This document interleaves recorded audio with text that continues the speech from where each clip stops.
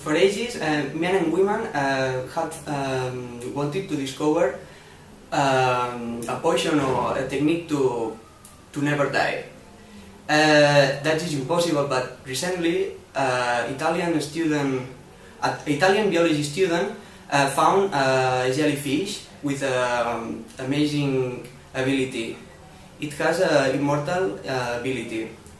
This student started to study it and discovered that jellyfish, when it was dying, turns back into a polyp. A polyp is a step before becomes a jellyfish. It's like a chicken, and when this chicken is dying,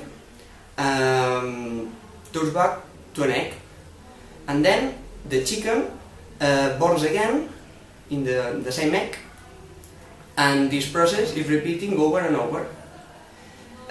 This moment, scientists are investigating this ability and want to apply these ones to humans.